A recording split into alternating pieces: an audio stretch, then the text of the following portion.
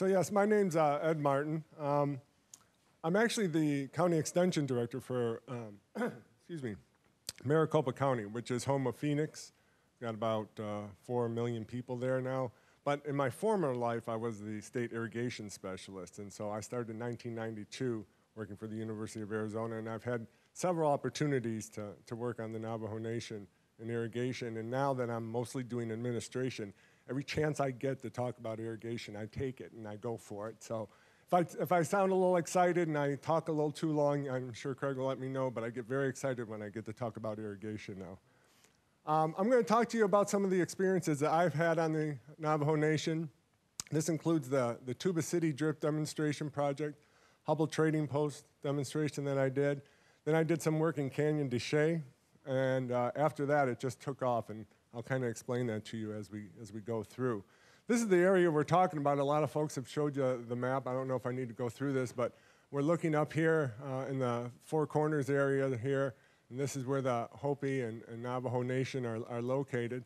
The Navajo Nation here is the Four Corners area. The places I'm talking about, this is Tuba City over here. It's very close to the Hopi Nation. And then down here is the Hubbell Trading Post.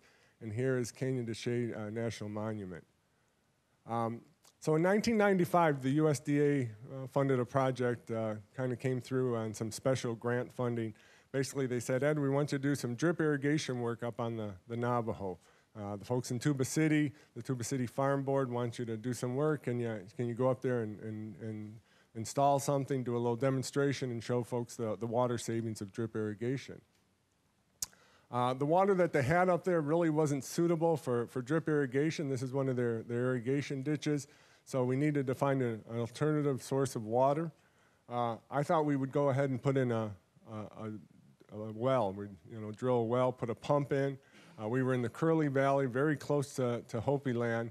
However, as Matt's already talked about, this was on allotted land. I had no clue in 1995 what that meant.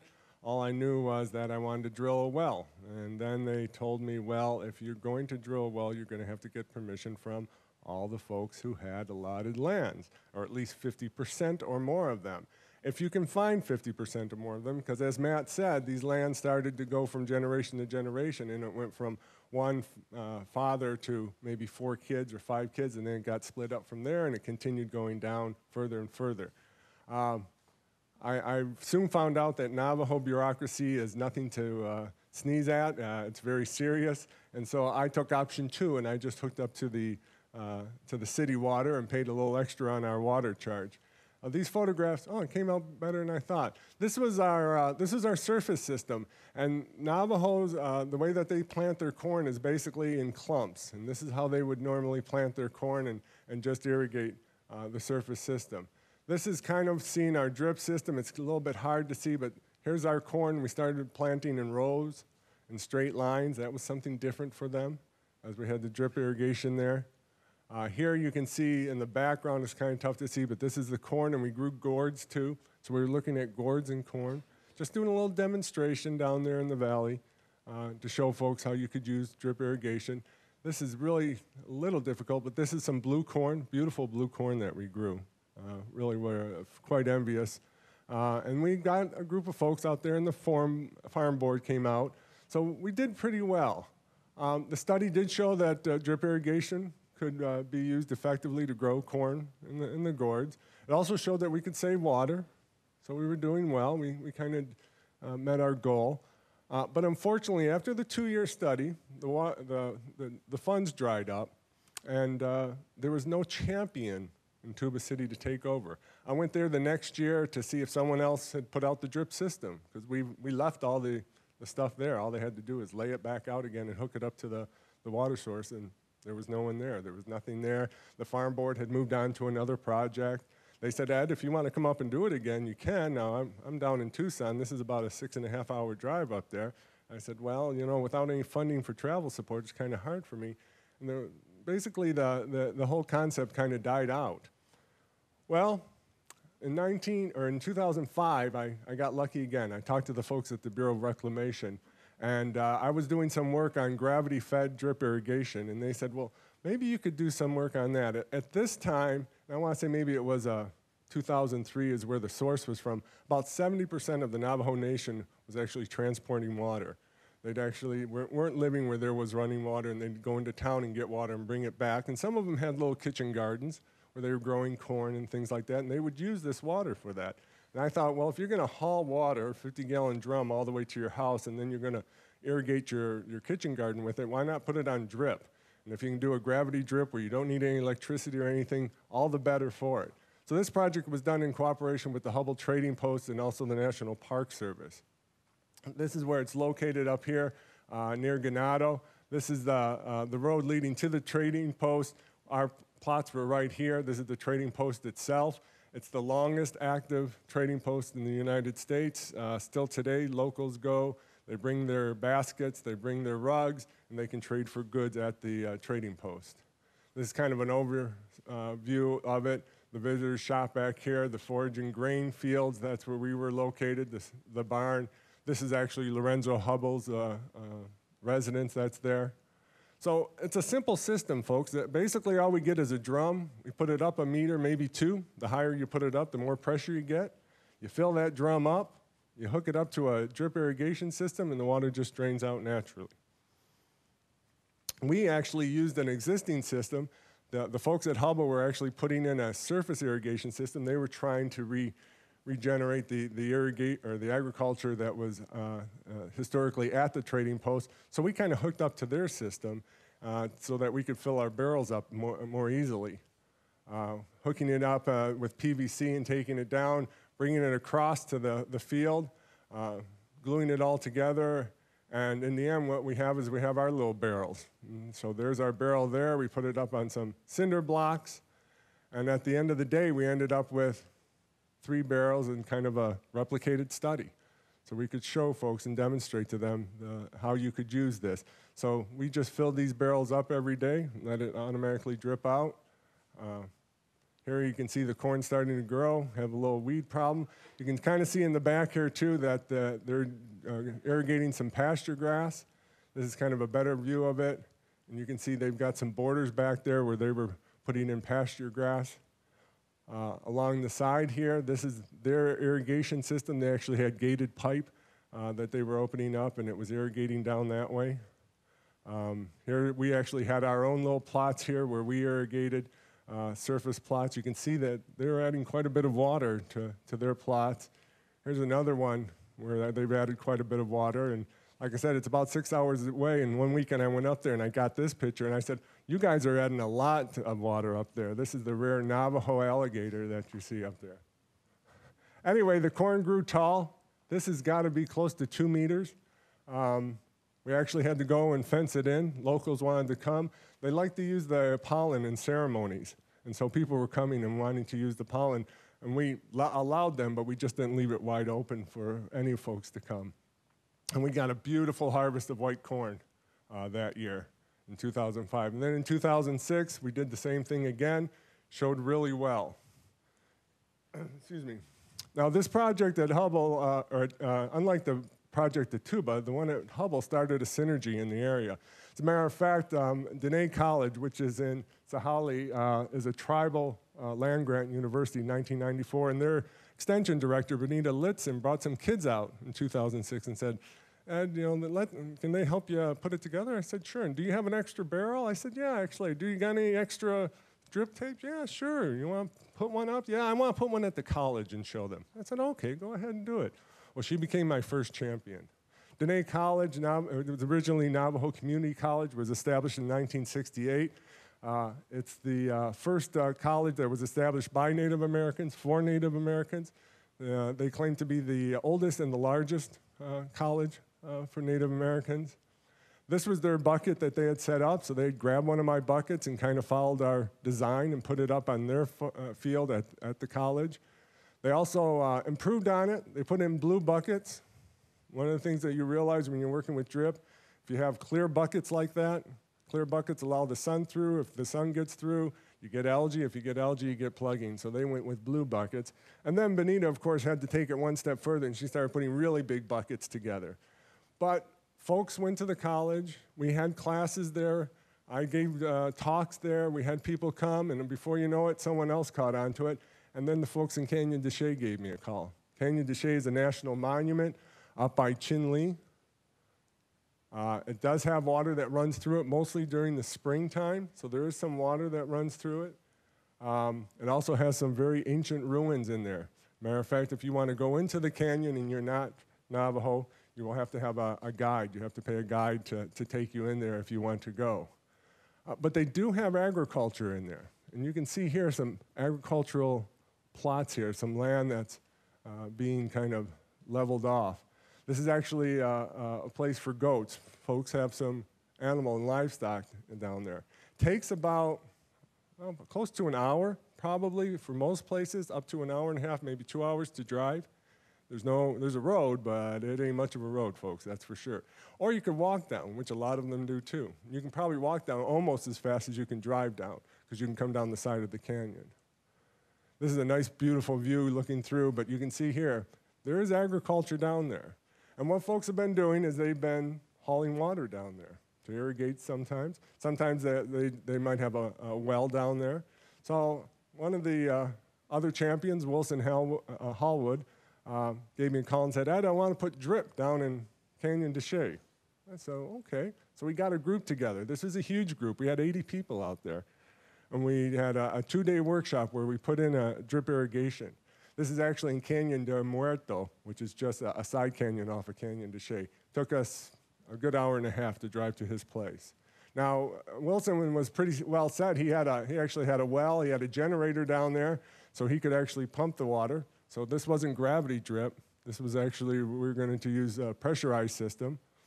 Got a whole bunch of folks out there to put in our drip tape and to do some planting. At the end of the day, you can see just a beautiful, picturesque area, but we've got this drip system in. He had about, must have had close to 30 lines in, each one of them a couple 100 feet, planted all types of vegetables, gourds, whatever he could grow down there, corn, a real big success. But because of this, well, then, someone else in Canyon de Chelly said, well, Ed, I want to do some drip irrigation.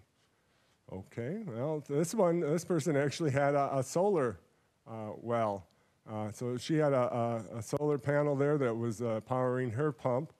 A little smaller area that we were irrigating, a little less, it wasn't as well done as Wilson's area, but we had a group that got together and we came down and we started working down there. Well, sure enough, as it would go, someone from Leupp Family Farms, which is also on the Navajo, was down in Canyon de Chelly, heard about the drip irrigation and said, Ed, we'd like you to come up. As a matter of fact, the champion here was the Leupp board. They had a board that ran this. This is kind of, well, I look at it as a co-op, I guess. And this is where folks can come out and you can get a little plot of land out there. They'll supply the water for you, but you got to take care and tend it all to yourself, and you got to do all your own planting. They said, Ed, we'd like to put out some drip irrigation, if that's all right, if you'll come out and help. And I said, sure, I'm more than happy to do it. And once again, we got some community service. And so they had a group of kids come out and help me put together our drip irrigation on that. And you can see that we had quite a crowd. And this is one thing that's been real important and I think a real success factor for us, is there's always been somebody there on the Navajo called me up and said, Ed, we want you to come up. And that was kind of missing at the Tuba City. Tuba City, I got a grant from the U.S. government, and they said, Ed, we want you to go there. And we talked to a few people at the farm board in Tuba City, and they want to do this. Everything else after that was a request from someone on the Navajo. On Leupp, at the end of the season, we harvested our corn, had a little barbecue there, and of course, unfortunately for those folks, they had to listen to me talk about drip irrigation again. So that was kind of, they all were so excited to get to have the little harvest festival, and then they said, well, here's Dr. Martin who's going to talk about drip. You should have saw the looks on the faces. But I went through and talked real quick, as I am doing now. So the next one that we came up to, and this is what I'm currently working on. This is in Wheatfields. Yeah, for those of you who don't know, Navajo Nation, and I'm not sure if it's true for the rest of the Indian reservations, it's chapter houses. It's kind of split into chapters. So this is the Wheatfields chapter. And this is another one of Benita Litzon's projects. So this is, once again, working with Dine College up there. Benita got a grant, and basically this is a picture of Wheatfields Lake. Judging from when I've been up there, it must be pretty good fishing. There's a lot of folks always fishing by. But if you look at the lake on the side there, real close, it's a little bit difficult, but you can see a little white patch there. There's a little concrete embankment there, a little structure. This is actually an outlet from the lake to an irrigation system that the Bureau of Reclamation has put in. It's a 24-inch pipe. It goes through the valley up there in Wheatfields, and it's available for them to irrigate with. It basically hooks up to these alfalfa valves that they have. The alfalfa valves range from 6 to 8 to 12 inches, so there's a lot of water moving through these things. They also have a lot of churnouts. The result is mostly using surface irrigation. We're coming right out of the lake, so the water isn't the greatest of quality. Surface irrigation, we really don't have to worry about that. And they're basically using a gated pipe here. Here's another picture of it with the gated pipe.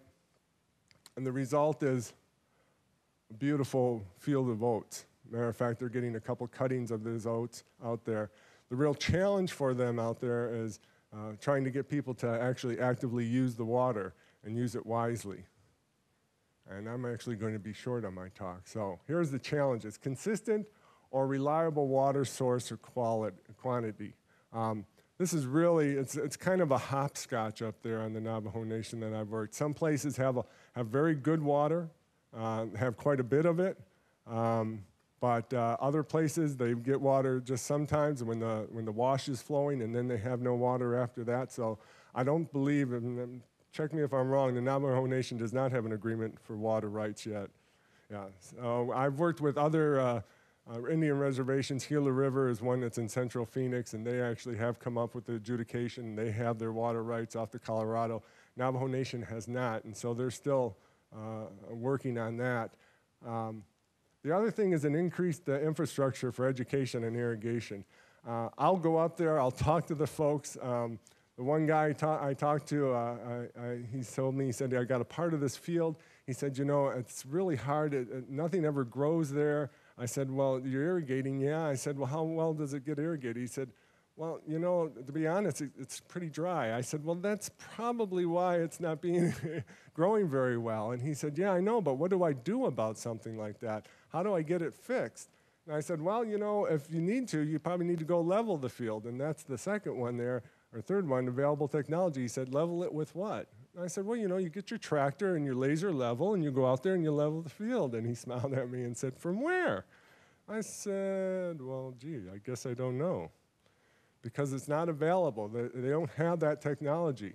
Some people do have a tractor. Some farm boards have tractors that they lend out to people, but that tends to be problematic.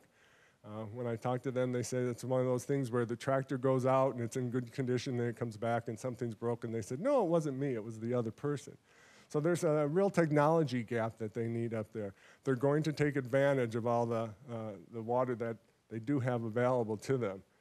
And probably most important is that we need the champions. We need the stakeholders, we need the leaders. You know, every time I've had a success story on the Navajo, it's always been that someone has called me up, asked me to come up, they've gotten the group together, and then it's kind of taken off from there. And I'm always amazed. I'll meet people when I'm up there, and I'll say, my name's Ed Martin, and they'll say, oh, you're the drip guy, aren't you? Oh, yeah, I am. Wow, so you've heard of me. Well, yeah, you had that thing over at Hubbell for 2-3 years, and every time we went by, we saw it, and, oh, okay, so the word got around, and word to mouth, and we're still working on it. And now they've got some bigger challenges with this surface water that they're looking at, but overall, as long as there's a champion around, and I guess that's probably true for so many projects, if you have a champion, you really have some good success. So that's all I have. Thank you very much for your attention. Thanks for inviting me out.